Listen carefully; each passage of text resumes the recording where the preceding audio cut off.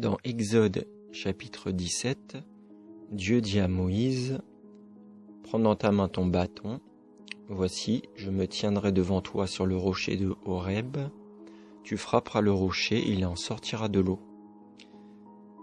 Alors, ce que l'on voit dans Nombre, chapitre 20, verset 7, c'est que cette fois, Dieu dit à Moïse, « Prends la verge, toi et ton frère Aaron, et vous convoquerez l'assemblée, et vous parlerez au rocher sous leurs yeux, et il donnera son eau. » Alors, d'un côté, Dieu dit au début de frapper le rocher, et ensuite, il dit « vous parlerez au rocher ». Il faut savoir que dans cet épisode biblique, Moïse, il a désobéi, il a frappé le rocher, même quand Dieu lui a dit de parler au rocher. Et ce qui s'est passé, c'est que c'est la raison pour laquelle il n'a pas pu rentrer en terre d'Israël. Alors on va rentrer dans le décodage un peu de ce verset, de ces deux versets. Donc déjà, que représente le rocher ? Au niveau exotérique, ça représente la réalité matérielle.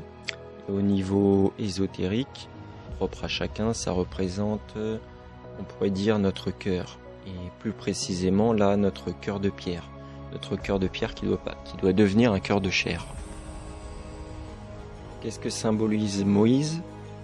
Il symbolise la verticalité avec Dieu, il symbolise le rapport à la loi divine, mais de manière digne, de manière gvoa, de manière la rigueur, le côté un petit peu dur, on va dire, le côté carré. Alors que Aaron, son frère, c'est le prêtre, lui représente la relation au divin, mais avec le côté adouci, le côté compassionnel, le côté plutôt chesed, c'est-à-dire le côté tendresse, la relation à Dieu, mais avec adouci, on va dire.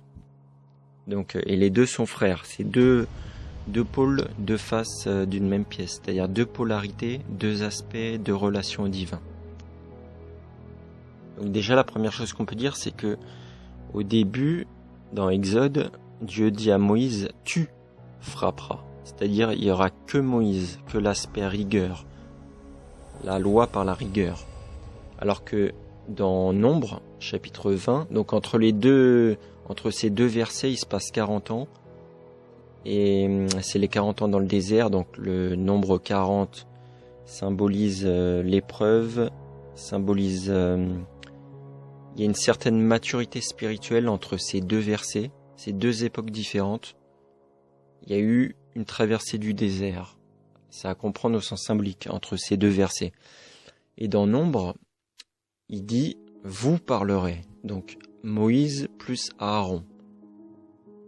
Donc dans le deuxième verset, on doit arriver à une maturité spirituelle, c'est-à-dire non pas être dans la loi au sens uniquement strict, mécanique, la rigueur, obéir sans aucun ressenti, sans aucune intériorité, mais au contraire, on doit mettre notre côté à Aaron. Donc en fait, qu'est-ce que ça veut dire concrètement ?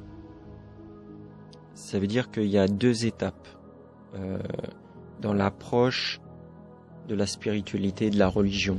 La première étape, c'est l'aspect Moïse, c'est l'aspect extérieur, c'est les rites mécaniques, c'est d'accomplir, même si ça nous plaît pas, d'accomplir, que ça te plaise pas, que t'aies la motivation, que t'aies pas la motivation, avec ou sans le sourire, peu importe, tu dois accomplir. C'est la relation de crainte à Dieu. Ensuite, la deuxième polarité, c'est la relation d'amour à Dieu. C'est la relation où tu vas faire les rites, tu vas continuer à les faire, mais où tu vas mettre ton cœur, où tu vas mettre ton intériorité, où tu vas mettre ton ressenti, où tu vas faire les choses en pleine conscience. Et c'est l'union Moïse-Aaron. Mais c'est pas que à Aaron, parce que à Aaron, c'est un déséquilibre aussi. En gros, que à Aaron, ce serait le New Age où il n'y a aucune obligation et on fait ce qu'on veut, quand on veut, si on veut. Et finalement, si tu fais les choses que lorsque tu as envie, que quand ça te plaît, que quand ça te chante, tu ne feras jamais rien en fait. Si tu attends d'avoir envie de faire les choses, et si tu attends d'apprécier la chose, d'aimer la chose, tu la feras jamais.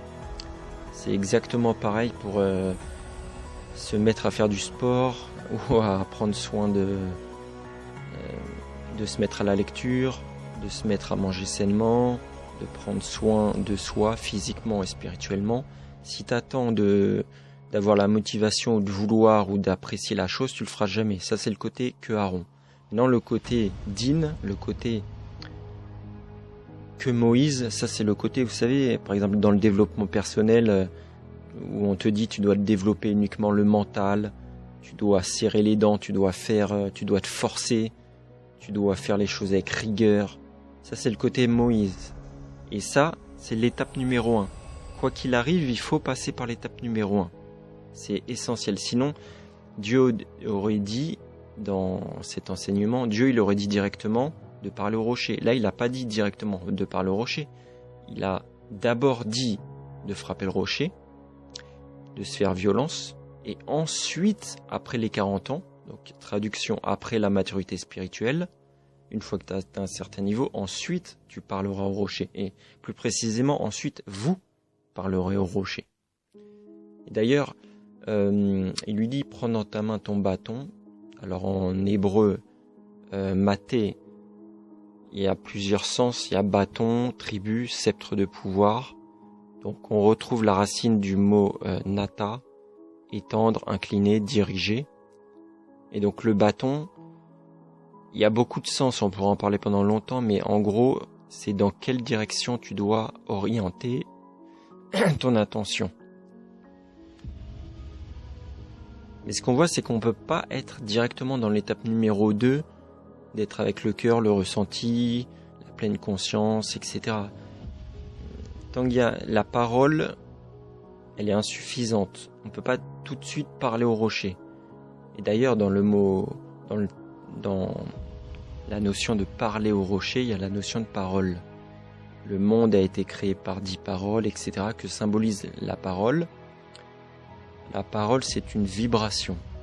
La parole, une vibration, qu'est-ce que c'est ? On sait que le monde est vibration, évidemment, mais la parole, c'est une vibration, c'est un ressenti. Une vibration, c'est une énergie intérieure, une énergie subtile. Quand on frappe le rocher, évidemment, il n'y a pas d'énergie, c'est du mécanique. Et ce qui est très intéressant, c'est qu'on voit que Moïse il a fauté. Il n'a pas parlé au rocher, il a frappé le rocher, il a frappé 2 fois. Les Midrashim expliquent qu'il a frappé une première fois le rocher, ça n'a pas marché, il n'y a pas d'eau qui est sortie du rocher. Donc l'eau, c'est pareil, on pourrait en parler pendant très longtemps, mais pour résumer en quelques secondes, on peut dire que c'est la sagesse divine. Mais en gros, Moïse, il a frappé une première fois le rocher. Les Midrashim expliquent que ça n'a pas fonctionné, il n'y a rien qui est sorti. Et il a insisté mécaniquement, il s'est dit je vais le refaire une nouvelle fois. Donc il a insisté, il a mis de la tension, de l'impatience. Il a frappé une 2e fois. Et en pensant que c'était un problème mécanique, qu'il fallait faire plus de mécanique, plus de rigueur, plus de physique, plus d'extériorité. Alors que non, en fait, il fallait juste... et c'est ça, le fait que la première fois ça n'a pas fonctionné, ça c'était un signe de Dieu. C'était pour lui montrer que non, souviens-toi ce que je te dis. Non, c'est pas comme ça. Mais lui, il s'est obstiné, il a insisté, il a pas compris le message, quoi. Et d'ailleurs, les épisodes bibliques, il y a très souvent des clins d'œil dans les évangiles, et notamment dans l'évangile de Matthieu. Donc là, par exemple, on était dans Exode 17.5. Dans Matthieu 17.5, nous avons... donc je vous mets le passage. On parle de Moïse, et Moïse qui s'entraînait avec lui. On parle de Pierre, prenant la parole au verset 5. Pierre qui dit « Je ferai une tente, une pour toi, une pour Moïse et une pour Élie ». Comme il parlait encore Donc une fois qu'on a compris ça, ce que représentent Moïse et Aaron, c'est-à-dire Moïse, celui qui est dans vraiment la verticalité avec Dieu, qui parle à Dieu, qui est dans une relation vraiment verticale, qui parle à Dieu directement, qui est en contact direct avec Dieu. Le côté celui qui corrige, celui qui juge, celui qui est dans cette lumière brute, cette lumière pure, le flux d'énergie divin pur. Et Aaron qui va prendre cette lumière et l'adapter au peuple, qui va leur faire des rites adaptés à eux, qui va leur parler, qui va être plutôt dans la compassion, dans la transmission, dans la conciliation, qui va adapter la lumière, vous savez, comme un abat-jour. Vous mettez pas l'ampoule directement. Une lampe, c'est quoi? C'est une ampoule, donc il y a la lumière, mais il y a un abat-jour pour pas que vous preniez directement la lumière dans les yeux. Et puis ça permet de jauger un peu la lumière. Aaron, c'est un peu l'abat-jour et Moïse, c'est un peu l'ampoule, quoi. Et dit autrement également, on peut aussi dire que Moïse, c'est un petit peu le cerveau. Donc tu dois faire ça et on discute pas. Et Aaron, c'est un petit peu le cœur. Il a tendance à adapter la vérité à celui qu'il a en face pour que cette vérité puisse être comprise, entendue et pas que ça le bloque, pas que ça le frustre. Si quelqu'un il fait des bêtises, il va pas lui dire directement la vérité. T'es un rachat, il va lui dire, il va essayer de lui dire, allez, t'es quelqu'un de bien, etc. Alors que Moïse, c'est vraiment l'aspect rigueur de la loi. Et un autre point également qu'on voit, c'est dans Matthieu 23, on nous dit que les scribes et les pharisiens sont assis dans la chair de Moïse. Et en gros, on voit que tout se tient en fait. Les pharisiens, leur particularité, c'est d'être très dans la rigueur vis-à-vis de la loi, vis-à-vis de l'obéissance stricte, que tu mettes ton cœur ou pas. C'est vraiment l'application de la loi à un niveau presque de zèle, mais avec aucune intériorité, aucun cœur. C'est vraiment ça, les pharisiens. C'est faire des reproches à tout le monde, c'est juger les gens, condamner les gens, critiquer les gens, leur dire tu fais pas assez bien la loi, etc. Ça, c'est l'aspect des pharisiens. Et on nous dit qu'ils sont assis dans la chair de Moïse, pas dans la chair de Aaron. Dans la chair de Moïse, dans l'ADN de Moïse, on pourrait presque dire. Enfin, voilà, tout se tient finalement. Et ce qui est très intéressant, c'est que finalement, dans le judaïsme, on ne dit pas Aaron Rabbeinu, c'est-à-dire Aaron notre maître. On dit toujours Moshe Rabbeinu, Moshe notre maître. C'est-à-dire que le judaïsme, c'est vraiment l'application de la loi, avant tout. Ensuite, éventuellement, le but, c'est de passer au niveau supérieur, d'y mettre à l'intérieur son cœur, à l'intérieur de cette pratique, pas d'abandonner les commandements pour ne plus les faire, mais de continuer à les faire en mettant son cœur. Mais la base même, la structure même de ce qu'on pourrait appeler le judaïsme, c'est vraiment suivre la loi de Moïse, suivre la loi. Et d'ailleurs, ce qu'on peut voir également, c'est que qui est-ce qui sort les Hébreux, c'est-à-dire l'âme captive d'Égypte, c'est-à-dire du monde des limites? C'est pas Aaron, c'est Moïse. Donc ça veut dire que tu peux pas t'extirper des limitations humaines uniquement par le cœur. Il faut d'abord que ça passe par l'application de la loi, et ensuite à l'intérieur de ça tu mets ton cœur. Mais pas l'inverse, c'est pas Aaron qui sort les Hébreux d'Égypte, c'est Moïse. Ce qui est très intéressant également, c'est que Dieu ne demande pas à Aaron de parler à Pharaon, donc Pharaon notre ego. Il demande à Moïse d'accomplir cette tâche-là. Et donc, c'est aussi ce rôle qu'il a, en plus de sortir les Hébreux d'Égypte, il a le rôle d'aller presque faire une déclaration de guerre à Pharaon, de dire d'aller à Pharaon, lui dire libère mon peuple. Et là où on voit que c'est également vraiment Midat Hadin, la rigueur, c'est que À un moment donné, il y a un épisode biblique où on voit un Égyptien frapper un Hébreu. Donc un Égyptien, c'est quelqu'un qui est vraiment dans le monde des limitations. Ésotériquement, c'est les clipotes qui en nous. Et l'Hébreu, on pourrait dire, c'est une âme qui est encore captive en Égypte. Et c'est un passage où Moïse va frapper l'Égyptien. Il va même aller jusqu'à le tuer. Et donc là, finalement, c'est un peu, voilà, ce qu'on pourrait appeler tolérance zéro. C'est-à-dire que œil pour œil, dent pour dent, finalement. Là aussi où on voit également que il représente vraiment la loi à côté rigueur, c'est que quand il voit que le peuple hébreu va sombrer dans l'idolâtrie, il va casser les tables de la loi. Donc il va les briser et ensuite il va aller en rechercher d'autres beaucoup plus. Il va aller chercher les deuxièmes tables qui sont moins directes, on va dire, et plus pshat pour les donner aux Hébreux. Mais là encore, le fait qu'il brise les tables de la loi, ça montre son côté rigueur avec la loi encore une fois.